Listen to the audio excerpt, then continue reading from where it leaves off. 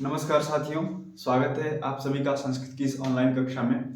आज तक की कक्षा में हमने पढ़ा लट लकार, जो कि वर्तमान काल के अर्थ में प्रयुक्त होता है, पुरुष, वचन, ठीक है, विभक्ति, कारक, कारक चिन्ह तथा 3 नियम। आज हम चौथा नियम पढ़ने वाले हैं।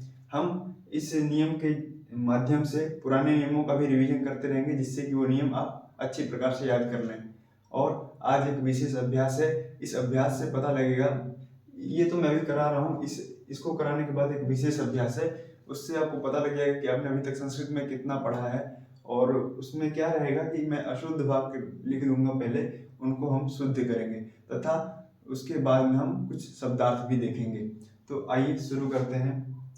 हमारा आज का नियम है अपदम न प्रयुंजीत, बिना प्रत्यय लगाए, ठीक है, किसी शब्द या धातु का प्रयोग ना करें। बिना प्रत्यय लगाए किसी शब्द या धातु का प्रयोग ना करें।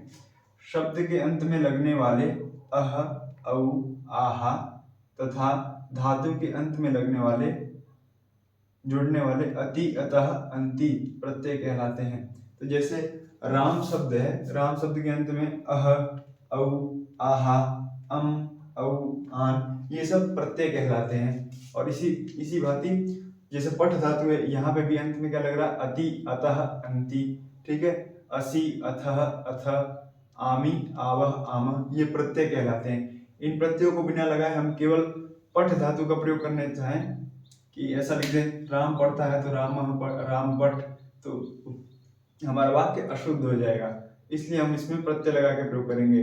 अति, अतः, अंति, जो भी कर्ता जिस पुरुष और जिस वचन का होगा, क्रिया भी उसी पुरुष और उसी वचन की लगानी रहेगी, उस प्रत्यय को लगा के। जैसे मान लीजिए कर्ता हमारा उत्तम पुरुष एक वचन का है, तो उत्तम पुरुष एक वचन में क्रिया क्या बनेगी, पठामी, ठीक है, आमी प्रत्यय लगा के फिर हम उस वाक्य को बनाएंगे। तो आइए शुरू करते हैं। राम पढ़ता है, राम शब्द है, राम शब्द में जैसे राम पढ़ता तो हम सीधे यहाँ राम लिख देंगे, तो ये अशुद्ध हो जाएगा, ठीक है। इसमें अह प्रत्यय लगा के रामह रूप बना देंगे, तब हम इसका प्रयोग कर पाएंगे। तो रामह पढ़ता है कि संस्कृत, राम कहाँ का करता है, प्रथम पुरुष एक वचन का। जितने भी व्यक्तिवाचक संज्ञाएं होती हैं वो सब प्रथम पुरुष के कर्ता होते हैं। जैसे राम, सीता या फिर गीता, लक्ष्मण, कुछ भी हो गया शब्द, तो प्रथम पुरुष का करता है। और हमारा पहला नियम क्या कहता है, कर्ता के अनुसार क्रिया का वचन और पुरुष होता है। आप अच्छी प्रकार से सुनेंगे, हमारा पहला नियम था कर्ता के अनुसार क्रिया का वचन और पुरुष होता है। तो राम है प्रथम पुरुष एक वचन का कर्ता, तो क्रिया भी प्रथम पुरुष एक वचन की ही होगी। राम पढ़ता है, पढ़ने के अर्थ में पठ धातु है, तो पठ धातु का प्रथम पुरुष एक वचन रूप बनता है पठति, ठीक है। दूसरा वाक्य देखते हैं। बालक खाना खाता है, बालक की संस्कृत होती है बालक, बालकः, ठीक है, तो बालकः लिख देते हैं यहाँ पे। अगर यहाँ हम विसर्ग नहीं लगाएंगे तो ये शब्द पूरा नहीं हो रहा है। बिना प्रत्यय लगाए हम किसी भी शब्द का प्रयोग नहीं कर सकते, ठीक है। तो बालक की संस्कृत हो गई बालकः। खाता है, खाने के अर्थ में खाद धातु है, तो बालकः खाद ऐसा लिख देंगे तो ये वाक्य सही नहीं है। पहले हम देखेंगे कर्ता कहाँ का है, हमारा प्रथम पुरुष एक वचन का है। पहले नियम के अनुसार कर्ता हमारा प्रथम पुरुष एक वचन का है, तो क्रिया भी प्रथम पुरुष एक वचन की ही होगी। और जो हमारा चौथा नियम कहता है क्या, बिना प्रत्यय लगाए किसी शब्द या धातु का प्रयोग न करें, तो यहाँ हम अति प्रत्यय लगाएंगे, बालकः खादति, क्योंकि हमारा जो कर्ता है प्रथम पुरुष एक वचन का है, ठीक है। अगर आपको कहीं भी शंका हो रही हो तो आप कमेंट्स में लिख दीजिए, मैं आपको कमेंट्स के माध्यम से नहीं तो अगले वीडियो में समझाने का प्रयास करूंगा। तीसरा वाक्य हमारा देख लेते हैं। राजा रक्षा करता है, राजा की संस्कृत क्या होती है, नृप, ठीक है, तो यहाँ लिखते हैं नृप। फिर हमारा चौथा नियम, अगर आप नृप शब्द लिख देंगे, यहाँ विसर्ग हटा देंगे, नृप लिखेंगे, प्रत्यय नहीं लगाएंगे, ये जो अह प्रत्यय आप अगर नहीं लगाएंगे इसमें नृप शब्द में, तो ये शब्द गलत हो जाएगा। इसलिए हम इसको प्रत्यय लगा के पूरा कर देंगे। राजा की संस्कृत हो गई नृपः। और रक्षा करता है, रक्षा करने में मैंने आपको धातु बता दी, रक्ष धातु, ठीक है, उसके रूप चलेंगे रक्षति, रक्षतः, रक्षन्ति, तो नृप हमारा कहाँ का करता है, प्रथम पुरुष एक वचन का करता है, तो क्रिया भी प्रथम पुरुष एक वचन की, तो रक्ष धातु का रूप चलेगा रक्षति, रक्षतः, रक्षन्ति। चूंकि कर्ता एक वचन का है तो क्रिया भी एक वचन की ही आएगी, रक्ष धातु रक्षति रूप बन जाएगा, नृपः रक्षति। चौथा वाक्य देखते हैं, दो बालिकाएं खेलती हैं। तो बालिका की संस्कृत बालिका ही होती है, इसके रूप चलते हैं बालिका, बालिके, बालिकाः, बालिकाम, बालिके, बालिकाः। मैंने निर्माण शब्द का रूप आपको याद करवाया, बिल्कुल उसी भांति चलेंगे रूप। तो दो बालिकाएं हैं, तो एक वचन में बालिका बनेगा, द्विवचन में बालिकाएं। हमारा जो तीसरा नियम था, कर्ता में प्रथमा होती है और कर्म में द्वितीय होती है, तो यहाँ हमारा कर्ता क्या है, खेलने का काम कौन कर रही है, बालिकाएं कर रही हैं, ठीक है। अगर बालिकाएं कर रही हैं तो कर्ता में प्रथमा, और कर्ता कहाँ का है, द्विवचन का, ठीक है। प्रथमा व्यक्ति द्विवचन का करता है, तो बालिका, बालिके, बालिकाः, तो हम द्विवचन का शब्द लेंगे बालिके। दो बालिकाओं की संस्कृत हो जाएगी बालिके।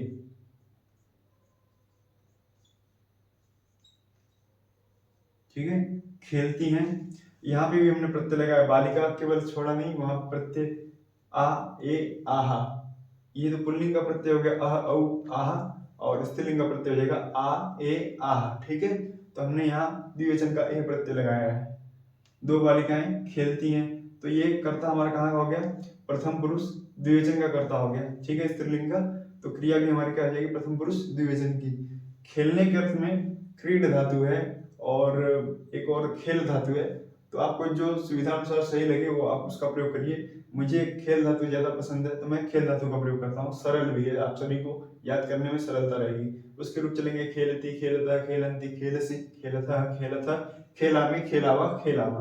तो बालिके खेलतः।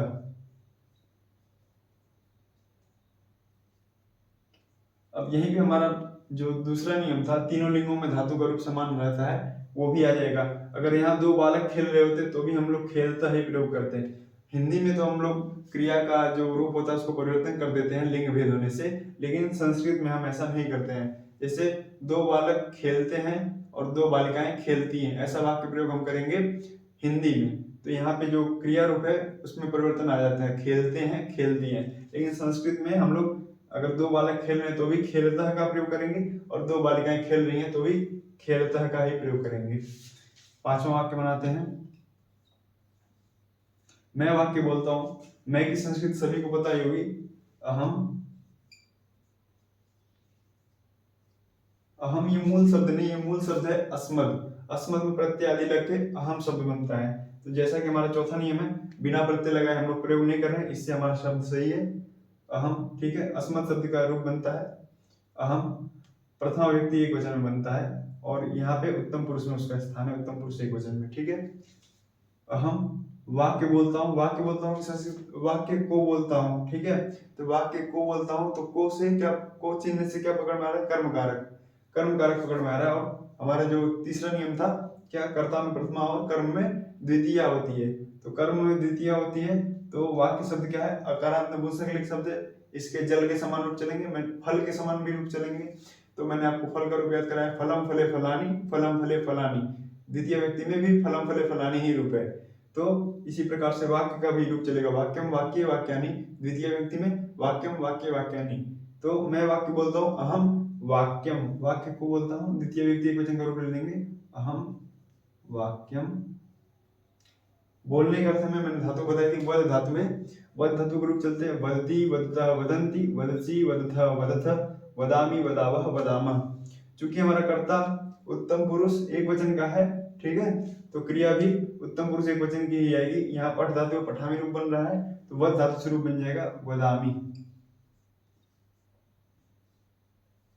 अब हम अपना दूसरा नियम देख लेते हैं। अगर ये कोई बालिका बोल रही होती, मैं वाक्य बोलती हूँ, ठीक है, तो भी हम यही वाक्य बनाते। अहम की संस्कृत अहम ही रहती, क्योंकि जो कर्ता है प्रथम पुरुष में, स्त्रीलिंग कर्ता प्रथम पुरुष में ही परिवर्तित होता है, मध्यम पुरुष और उत्तम पुरुष में वही का वही करता रहता है, ठीक है। तो अहम वाक्यम वदामि, ऐसा ही वाक्य संस्कृत में भी बनता। ये तीनों लिंगों में धातु का रूप वही रहता है उसके अनुसार, ठीक है। हम दोनों भोजन खाते हैं, ठीक है, हम दोनों की संस्कृत हो जाएगी आवाम।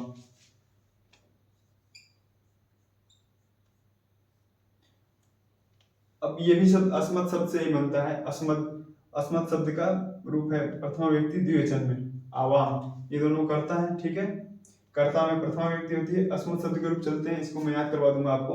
अहम आवाम वयम, माम आवाम अस्मान, मया अवाभ्यम अस्माभिः, मह्यम आवाभ्यम अस्मभ्यम, मत आवाभ्यम अस्मत्, मम आवयोः अस्माकं, मयि आवयोः अस्मासु। ठीक है, तो प्रथमा व्यक्ति द्विवचन का रूप लेंगे अहम आवाम। ठीक है, ये दोनों करता है, भोजन खाते हैं ना, तो खाने का काम कौन कर रहे हैं? हम दोनों कर रहे हैं। तो हम दोनों की संस्कृत क्या हो जाएगी? आवाम। कर्ता में प्रथमा, कर्म में द्वितीय होती है, तो कर्ता हमारा द्विवचन का है, तो हम प्रथमा व्यक्ति द्विवचन का रूप ले लेंगे। हम दोनों भोजन खाते हैं, भोजन को खाते हैं। ठीक है, तो को से हमारा कर्म कारक पकड़ में आ रहा है। कर्म कारक में द्वितीय व्यक्ति होती है। तीसरा नियम हमारा कहता है कर्ता में प्रथमा, कर्म में द्वितीय होती है। तो भोजन खाते हैं आवाम भोजनम, आवाम भोजनम। कर्म, यहाँ पे कर्म भोजन को खाते हैं, कर्म कारक है, कर्म कारक में द्वितीय व्यक्ति हो जाएगी। ये अकारांत नपुंसकलिंग शब्द है, इसके फल के समान रूप चलेंगे। फलम फले फलानी, ऐसी भोजनम भोजने भोजनानी। फिर द्वितीय व्यक्ति में भी भोजनम भोजने भोजनानी। ठीक है, तो हम द्वितीय व्यक्ति एक वचन का रूप ले लेंगे आवाम भोजनम खाते हैं। आवाम कहाँ का करता है? उत्तम पुरुष द्विवचन का करता है, तो हम क्रिया भी उत्तम पुरुष द्विवचन की लेंगे। यहाँ पठ धातु है, तो खाद धातु को हमको रूप चलाना है, क्योंकि खाने अर्थ में धातु प्रयुक्त है। तो खादामी खादावह आवाम के अनुसार हो जाएगी आवाम भोजनम खादावह। सातवां वाक्य देखते हैं। तू पुस्तक पढ़ता है। ठीक है, तू की संस्कृत सभी को पता है। तुम शब्द में जो मूल शब्द है वो है युष्मत शब्द। इसमें प्रत्यय आदि लग के और विभिन्न आदेश आदि होकर तुम शब्द बनाया गया है। ये युष्मत शब्द का हम लोग प्रयोग नहीं कर रहे। इसमें चौथा नियम लग रहा है, इस वजह से हमारा वाक्य सही है। क्या कह रहा है? चौथा नियम, बिना प्रत्यय लगाए किसी शब्द या धातु का प्रयोग न करें। तो हमने यहाँ प्रत्यय लगाकर तुम शब्द का, प्रत्यय लगा हुआ तुम शब्द का प्रयोग किया, इसलिए हमारा शब्द सही है। ठीक है, तू पुस्तक पढ़ता है, तो तू पुस्तक को पढ़ता है। को से, पुस्तक को से कर्म कारक है, कर्म कारक में द्वितीय व्यक्ति। हमारे तीसरे नियम के अनुसार कर्ता में प्रथमा और कर्म में द्वितीय व्यक्ति होती है। ये हमारा प्रथमा एक वचन का रूप है। मैं अस्मद और युष्मत शब्द के रूप आपको याद करवा दूंगा, उसका शॉर्ट वीडियो डालूंगा, आप वहां से याद सुनेंगे तो आपको याद हो जाएगा। आइए तब देखते हैं। पुस्तक को पढ़ता है, तो पुस्तक भी पुल्लिंग और नपुंसकलिंग दोनों में रूप चलते हैं, लेकिन ज्यादा प्रसिद्ध है नपुंसकलिंग का। पुस्तकम पुस्तके पुस्तकानि पुस्तकम। ठीक है, तो तुम पुस्तकम द्वितीय व्यक्ति एक वचन का रूप ले लेंगे, क्योंकि ये कर्म है। पुस्तक, पुस्तक को पढ़ता है, तो कर्म में द्वितीय व्यक्ति होती है, तो पुस्तकम। तू पुस्तक पढ़ता है, तुम पुस्तकम पढ़ता है। तुम कहाँ का करता है? मध्यम पुरुष एक वचन का करता है, तो क्रिया भी मध्यम पुरुष एक वचन की ही लगेगी। ठीक है, तुम पुस्तकम पठसी।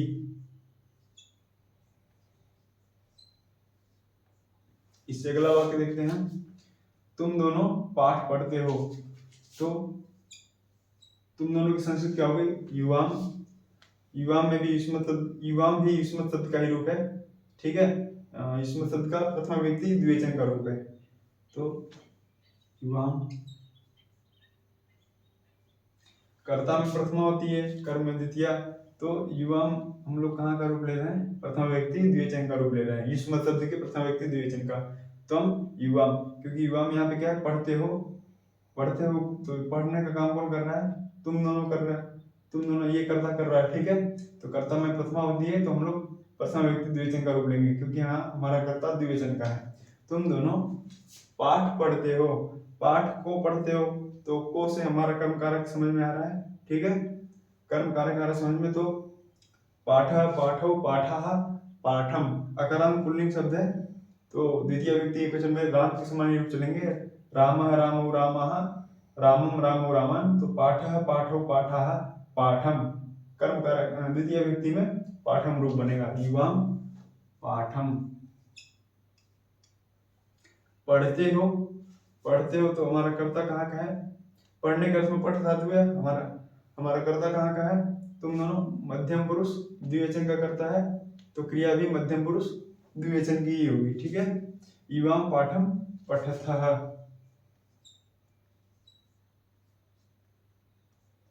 ठीक है। इससे अगला 9वां वाक्य देखते हैं।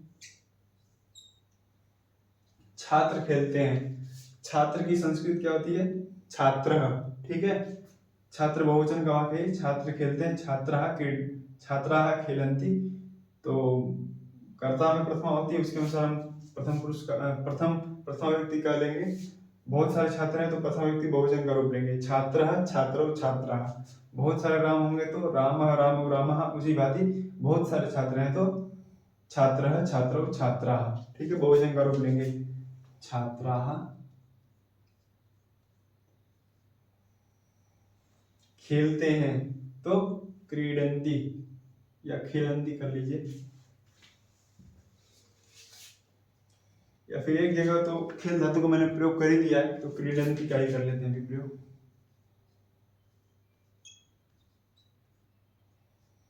छात्राः क्रीडन्ति। ठीक है, यहाँ पहला नियम लग रहा है, कर्ता के अनुसार क्रिया का वचन और पुरुष होता है। कर्ता हमारा प्रथम पुरुष बहुवचन का है तो क्रिया भी प्रथम पुरुष बहुवचन की रहेगी। यहाँ हमारा चौथा नियम भी लग रहा है, हमने प्रत्यय लगाया यहाँ पे अह औ आहा। बहुवचन में आहा प्रत्यय है तो हमने छात्राः में आहा प्रत्यय लगाया है, और फिर क्रिया में भी हमने प्रत्यय लगाया है। क्रीड धातु है, इसमें अति अतः अंति बहुवचन की क्रिया है तो हमने अंति प्रत्यय लगाया है, इसलिए हमारा ये वाक्य सही है। 10वां वाक्य देखते हैं। घोड़े दौड़ते हैं। ठीक है, घोड़े दौड़ते हैं तो घोड़े की संस्कृत अश्व शब्द प्रचलित है, सभी को पता ही होगा। तो अश्व, घोड़े दौड़ते बहुवचन का वाक्य है, और इसमें हमारा तीसरा नियम लग जा रहा है, कर्ता में प्रथमा होती है तो घोड़े की संस्कृति अश्व। बहुत सारे घोड़े हैं तो अश्व अश्वौ अश्वाः। ठीक है, बहुवचन का लेंगे शब्द रूप हम अश्वाः। दौड़ते हैं तो हमारा कर्ता है प्रथम पुरुष बहुवचन का। ठीक है, प्रथम पुरुष बहुवचन का कर्ता है, क्योंकि सभी जितने भी व्यक्तिवाचक संज्ञाएं हैं वो सब प्रथम पुरुष के कर्ता के अंतर्गत आती हैं। तो प्रथम पुरुष का कर्ता तो क्रिया भी प्रथम पुरुष की लगेगी। प्रथम पुरुष बहुवचन का कर्ता है, क्रिया भी प्रथम पुरुष बहुवचन की है लगेगी। दौड़ने के अर्थ में धातु है धाव धातु, धावति धावतः धावन्ति, तो अश्वाः धावन्ति।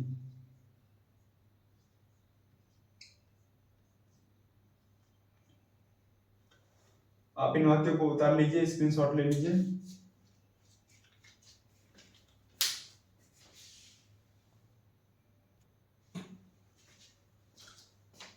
ये हमारा आज का विशेष अभ्यास है। आज तक आपने जितने भी नियम पढ़े हैं उनके आधार पर आपको बताना है ये वाक्य कैसे शुद्ध होगा। ठीक है, इन वाक्यों में अशुद्धियां हैं तो अब देखते हैं आप कितना पकड़ पाते हैं। ठीक है, यहाँ पे वाक्य रामः पठन्ति, आप पहचान पा रहे हैं यहाँ क्या गलती है? रामः पठन्ति। हाँ, रामः यहाँ पे एक वचन करता है और हमने क्रिया कहाँ का लगाई है? बहुवचन की क्रिया लगाई है, तो वाक्य क्या हो जाएगा? अशुद्ध हो जाएगा। हमारा पहला नियम क्या कहता है? कर्ता के अनुसार क्रिया का वचन और पुरुष होता है। तो रामः एक वचन करता है तो क्रिया भी एक वचन की ही होनी चाहिए। इसका शुद्ध वाक्य बन जाएगा रामः, ये एक वचन करता है प्रथम पुरुष एक वचन का, तो क्रिया भी प्रथम पुरुष एक वचन की ही रहेगी, रामः पठति। दूसरा वाक्य देखते हैं, बालकः खादति। यहाँ आपको क्या पकड़ में आ रही है गलती? सोचिए सोचिए, जल्दी सोचिए। बालकः बहुवचन का वाक्य है, ठीक है, बहुवचन का करता है, और खादति एक वचन की क्रिया रूप, एक वचन का क्रिया रूप है। ठीक है, तो हमारा पहला नियम क्या कहता है? कर्ता के अनुसार क्रिया का वचन और पुरुष होना चाहिए। तो क्रिया हमारे कर्ता तो हमारा प्रथम पुरुष बहुवचन का है, क्रिया प्रथम पुरुष एक वचन की ही रहेगी। इसको भी हम बहुवचन में परिवर्तित करके वाक्य को शुद्ध करते हैं। ये देखते हैं, बालकाः, ये प्रथम पुरुष बहुवचन का कर्ता, तो क्रिया भी इसी के समान रहेगी। खादति नहीं होगा प्रयोग, खादन्ति, बालकाः खादन्ति। अगर आप यहाँ पे थोड़ा बहुत भी समझ रहे हैं तो आप समझ लीजिए आप संस्कृत समझना शुरू कर चुके हैं। ठीक है, प्रारंभिक कक्षाएं हैं, अभी बहुत ही सरलता से मैं समझा रहा हूँ। आगे हम लोग और अच्छी तरह से पढ़ेंगे, क्योंकि हमको 2 महीने के अंदर ही संस्कृत को जो प्रारंभिक संस्कृत है उसको सीख लेना है। ठीक है, अब इसके अगला वाक्य देखते हैं, नृपौ रक्षति। ठीक है, नृपौ रक्षति, नृपौ हमारा वाक्य में क्या गलती खोज पा रहे हैं आप? नृपौ रक्षति, नृपौ है प्रथम पुरुष द्विवचन का कर्ता, ठीक है, और क्रिया हमारी है प्रथम पुरुष एक वचन की, ठीक है। और हमारा पहला नियम क्या कहता है, कर्ता के अनुसार क्रिया का वचन और पुरुष होता है, ठीक है। तो हमारा कर्ता तो प्रथम पुरुष द्विवचन का है, लेकिन क्रिया प्रथम पुरुष एक वचन की है। तो आइए सही करते हैं, नृपौ, ठीक है, नृपौ प्रथम पुरुष द्विवचन का करता है, तो क्रिया भी प्रथम पुरुष द्विवचन की, रक्ष धातु है, रूप चलेंगे रक्षति, रक्षतः, नृपौ रक्षतः।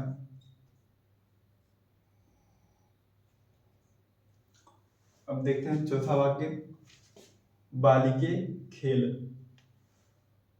तो बालिके है हमारा प्रथम पुरुष द्विवचन का कर्ता, ठीक है, बालिका बालिके प्रथम पुरुष द्विवचन का कर्ता है, और खेल यहाँ पे तो हमने कोई प्रत्यय नहीं लगाया, पता नहीं चल रहा है कि, बस इतना पता लग रहा है खेल सब, खेल धातु का खेलना होता है, ठीक है, खेल में हमने कोई प्रत्यय लगाया ही नहीं है। तो हमारा यहाँ पे एक तो पहला नियम लग जाएगा, कर्ता के अनुसार क्रिया का वचन और पुरुष होता है, ठीक है, बालिके खेलता है, ठीक है। और यहाँ पे हमारा चौथा नियम भी लग रहा है, ठीक है, बिना प्रत्यय लगाए किसी शब्द या धातु का प्रयोग नहीं करना है। तो बालिके है हमारा प्रथम पुरुष द्विवचन का कर्ता, तो क्रिया भी प्रथम पुरुष द्विवचन की रहेगी, ठीक है, खेलती खेलता, बालिके खेलता।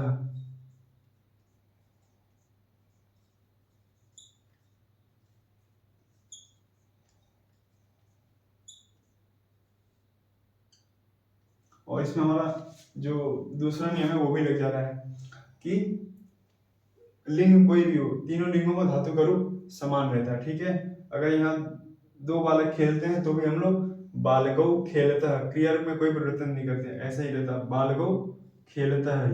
यहाँ बालिकाएं खेल रही तो भी बालकौ नहीं, बालिके खेलता, ऐसा ही वाक्य प्रयोग किया है हमने। वयम वाक्यम वदामि, यहाँ पकड़ी गलती क्या है,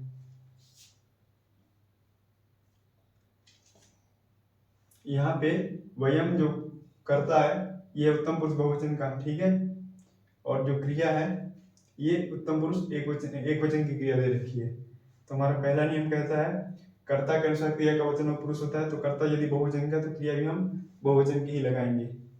और इसमें ऐसा भी कर सकते हैं कि जो वाक्यम है, हाँ सही है, वाक्यम तो सही हो सकता है, क्योंकि एक वाक्य को कई लोग बोल सकते हैं, ठीक है, वयम वाक्यम वदामः,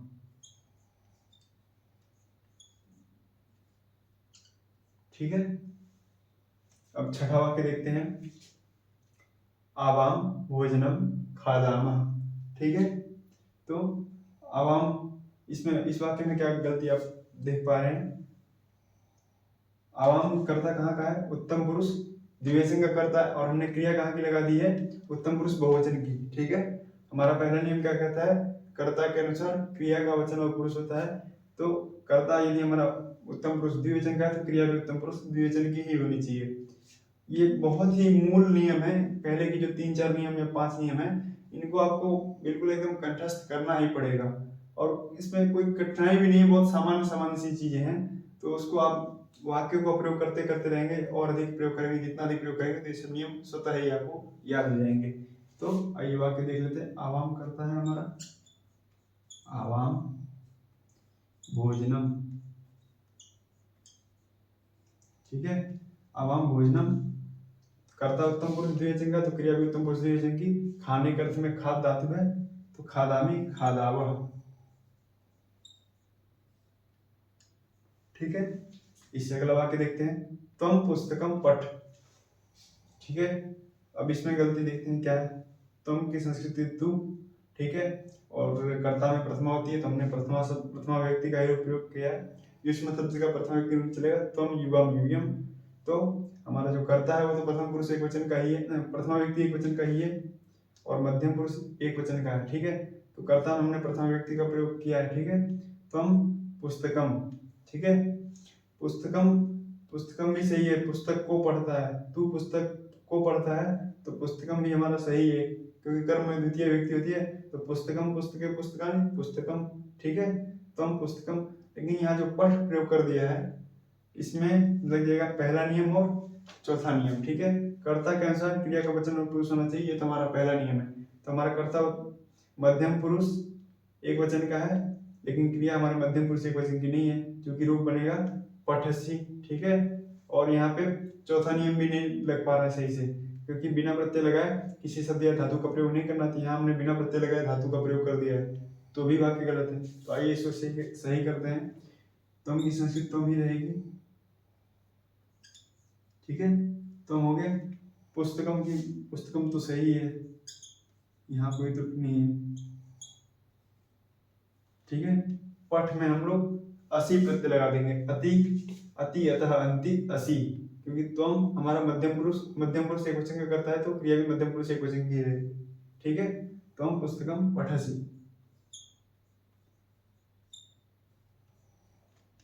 आठवां वाक्य देखते हैं, युवाम पाठम पठथ। यहाँ क्या गलती पकड़ पा रहे हो? देखिए, युवाम जो करता है हमारा मध्यम पुरुष द्विवचन का करता है, लेकिन हमने जो क्रिया प्रयोग की है मध्यम पुरुष बहुवचन की क्रिया प्रयोग कर दी है। ठीक है, समझ गए ना? अब आइए इसको सही करते हैं। युवाम पाठ की पाठम ही होगी। पाठ को पढ़ते हैं, अकारांत पुल्लिंग शब्द राम के समान रूप चलेंगे, तो द्वितीय व्यक्ति एक वचन रूप बनेगा पाठम। युवाम पाठम पठथ। पठथ बहुवचन का रूप है, हमको द्विवचन का रूप चाहिए, क्योंकि द्विवचन करता है, मध्यम पुरुष द्विवचन करता है, तो हम लोग मध्यम पुरुष द्विवचन का करता है, तो मध्यम पुरुष द्विवचन की क्रिया भी लेंगे। युवाम पाठम पठथ। ठीक है, इससे अगला वाक्य देखते हैं, छात्रों क्रीडंती। तो छात्रों क्रीडंती हमारा कर्ता कहाँ का है? प्रथम पुरुष द्विवचन का। ठीक है, छात्र छात्रों, ये इसका मतलब इसमें हमारा तीसरा नियम भी लग रहा है। तीसरा नियम क्या कहता है? कर्ता में प्रथमा और कर्म में द्वितीय व्यक्ति होती है। तो हमारा कर्ता है छात्रों क्रीडंती, छात्र खेलते हैं। तो यहाँ तो हमने सही प्रयोग किया है कि दो छात्र, हमारा वाक्य मुख्य है हिंदी में, दो छात्र खेलते हैं। ठीक है, तो उसकी संस्कृत हमने छात्रों लगाई है, लेकिन जो क्रिया रूप है ये हमने कर्ता के अनुसार नहीं लगाई, इसलिए यहाँ पे पहला नियम भी आ जाएगा बताने के लिए कि ये वाक्य गलत है। ठीक है, इसको सही करते हैं। छात्रों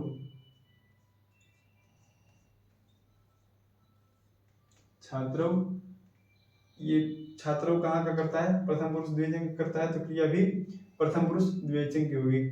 और क्रीड धातु का रूप चलाएंगे, क्रीडति क्रीडतः। ठीक है, यहाँ पे क्रीडंती रूप दे दिया है, जो कि छात्रों, जो हमारे पहले नियम के अनुसार गलत हो जाएगा। ठीक है, छात्रों क्रीडतः।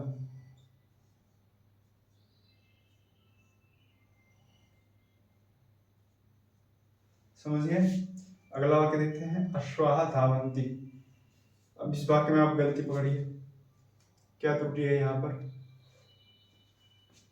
अश्वाह धावन्ति, अश्वाह हमारा प्रथम पुरुष बहुवचन का करता है, क्रिया भी प्रथम पुरुष बहुवचन की ही क्रिया है। तो कई बार क्या होता है पेपर में कि सही वाक्य देते हैं और उसके चार ऑप्शन देते हैं। ठीक है, कौन सा सही है? तो ये वाक्य सही है, इसमें कोई भी त्रुटि नहीं है। ठीक है, इसको हम ऐसे ही प्रयोग कर लेंगे, अश्वाह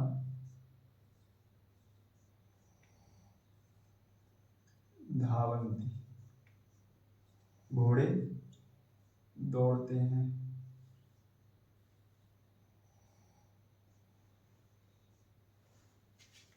अगर आपको नियम आदि समझने में कुछ भी शंका हो रही हो, तो आप कमेंट्स के माध्यम से हमें बताएं, हम उसका निराकरण करेंगे कमेंट्स में ही या फिर अगले वीडियो में। और साथ ही अभी हम कुछ शब्दार्थ देखने वाले हैं, प्रमुख शब्दार्थ जिनका प्रयोग हम करेंगे। सरल शब्दार्थ जैसे धातुएं हो गई या कुछ अव्यय शब्द हो गए, उनके शब्दार्थ अभी हम देखेंगे। ये सभी आप अपने कॉपी पे उतार लीजिए या स्क्रीनशॉट ले लीजिए। ठीक है,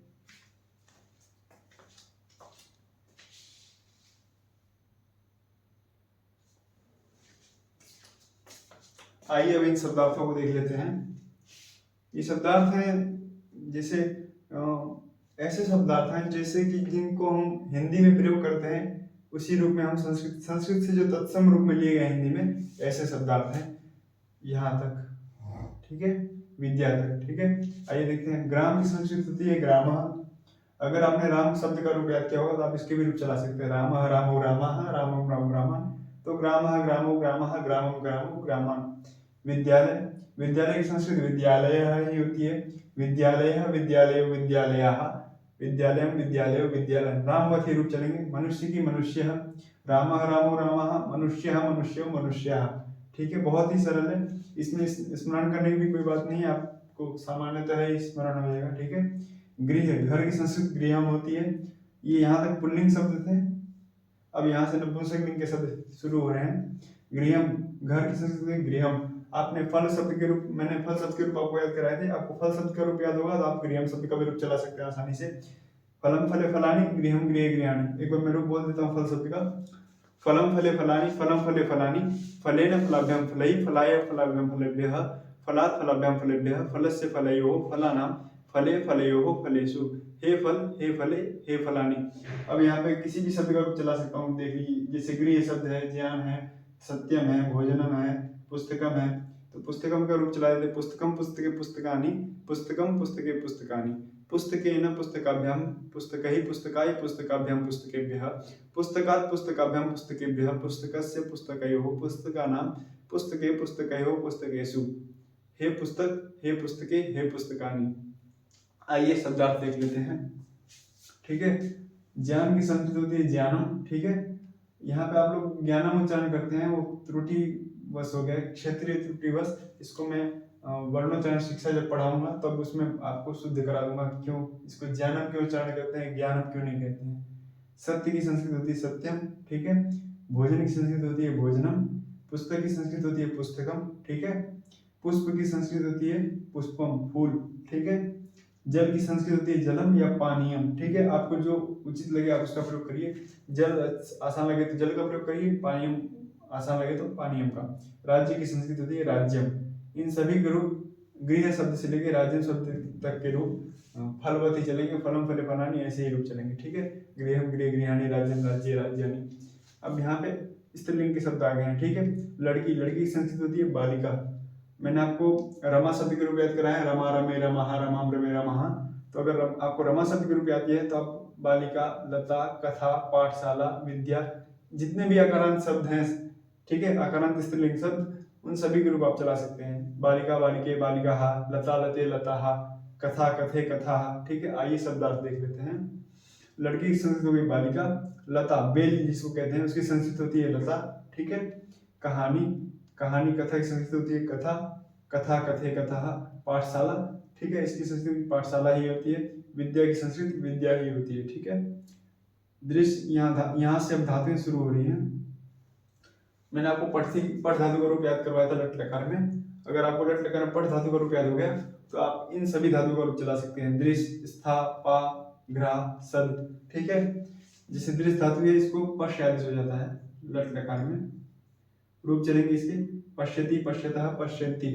दृश्य धातु का अर्थ होता है देखना। ठीक है, स्था धातु है, स्था धातु को तिष्ठ आदेश हो जाता है।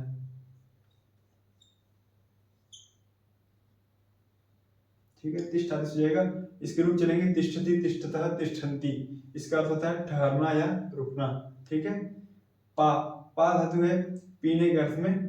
पा धातु को पी आदेश हो जाता है लट लकार में।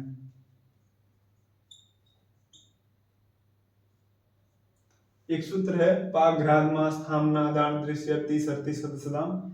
ये व्याकरण का सूत्र है, उसी सूत्र के अनुसार यहाँ पे पा को पी आदेश हो जा रहा है, स्था को तिष्ठ आदेश हो जा रहा है, दिस को पश्च आदेश हो जा रहा है। ठीक है, आपको सूत्र में मत जाइए, बस इसको सामान्यतः याद कर लीजिए, आपका वाक्य बन जाएगा। ठीक है, और आगे मतलब ये ऊंचे स्तर की संस्कृत पढ़ेंगे आप आगे जाके तो आपको ये सब समझ में आएगा।